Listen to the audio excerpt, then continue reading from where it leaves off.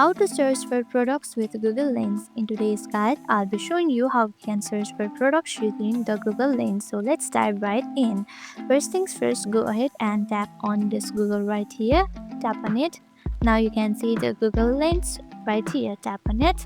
Now in order to search for the product, you can just search for the product in the Google. Place this camera like this and tap in search right here.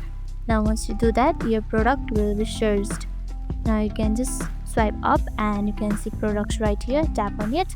Now once you do that, you will get the similar products like this.